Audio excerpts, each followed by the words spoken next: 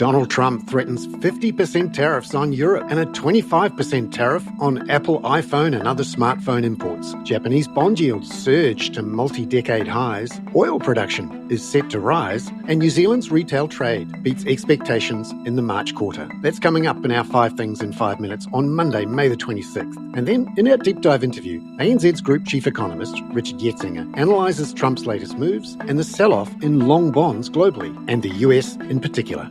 We should respect the sell-off in long bonds. Clearly there's something going on, there's a signal there. The question to my mind is it a fundamentally new issue or an extension of what really started in the gilt market nearly 3 years ago? But first, in 5 and 5 with ANZ, Donald Trump threatened a 50% tariff on imports from Europe late on Friday and a 25% tariff on iPhones and other smartphone imports. US stocks fell 0.6% and the US dollar fell around 1% as international investors pulled more assets out of the US. ANZ's head of G3 Economics, Brian Martin, says a trade deal with Europe won't happen fast. What we will get is an intensified focus now, and probably at a higher political level to see if some resolution can be reached. There are very difficult hurdles, we know, in relation to European VAT, in relation to regulatory differences on agriculture and car safety, on things like the Digital Services Act as well. So making progress on those is going to be very slow. As of 4 a.m. Sydney Melbourne time, the Aussie was up 1.3% at 64.95 US cents, and the Kiwi was up 1.5% at 59.90 US cents. Number 2, a big mover in the last week has been long bond yields, with Japanese long bond yields jumping to multi-decade highs. Here's ANZ's Head of FX Strategy, Marjabin Zaman, to explain. This could be because the Bank of Japan has been really scaling back its bond purchases over the last few months, and private market participants such as the traditional Japanese life insurers, who have historically been a key source of demand, have not really compensated for the Bank of Japan's reduced activity. That's probably because they are waiting on resolutions to global trade negotiations before increasing their purchases. The other point would also be that there is a lot of uncertainty around Japan's fiscal agenda. I guess this does reflect the challenges of a minority government that generally needs support from other parties to make decisions on any spending or on tax cuts. And this may be also driving higher yields, given that Japan does have a pretty high debt to GDP ratio. Number 3, Marjabin says the Bank of Japan will play a key role in what happens next.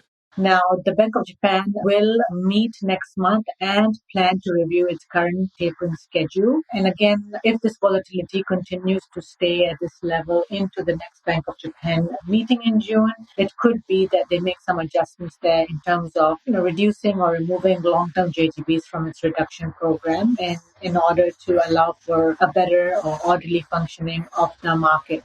Number 4, OPEC is ramping up production to punish those breaking its current limits, which is putting downward pressure on oil prices, says ANZ senior commodity strategist Daniel Hines. So we're now faced with an increasingly weaker sort of outlook as a result of winding back those production cuts that they implemented last year. Now, they've already announced an initial plan, but then subsequently accelerated those plans, in part due to the lack of adherence by some of the members. So they were essentially looking to punish them by pushing more oil out to potentially lower the price and get them to the table. But now looks like they're going to add a third month of these accelerated production hikes. Number 5, New Zealand's retail trade volumes rose more than expected in the March quarter, which will help GDP growth figures, says ANZ economist Matt Galt. The retail trade volumes data today was promising for GDP, with growth in retail trade volumes being consistent with growth in GDP of around the amount we've penciled in of 0.6% for the quarter.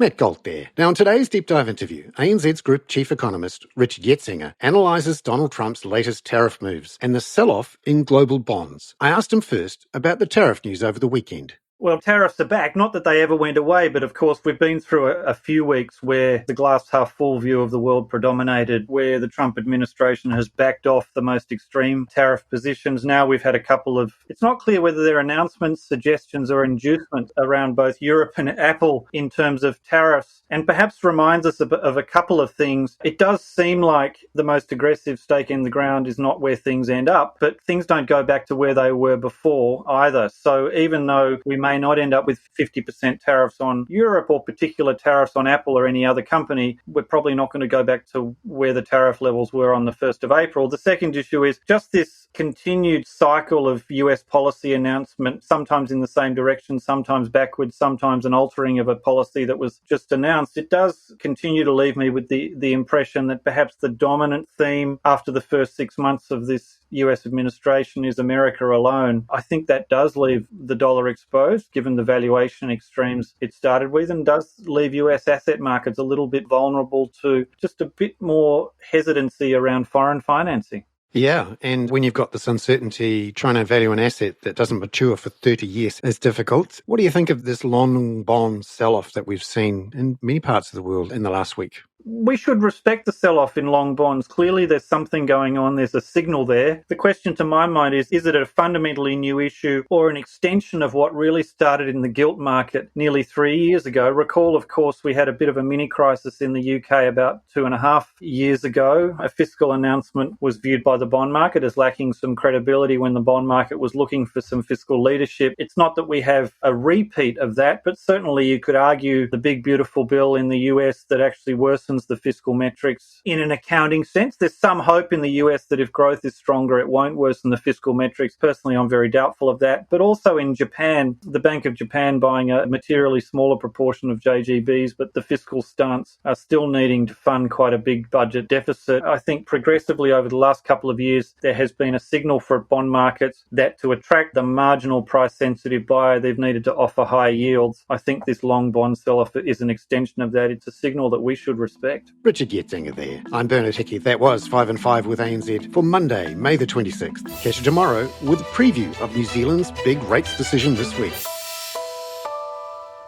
This podcast contains general information only, not investment advice. You should obtain advice for your personal circumstances before making any investment decisions. Please view the podcast disclaimer available via your media player or email.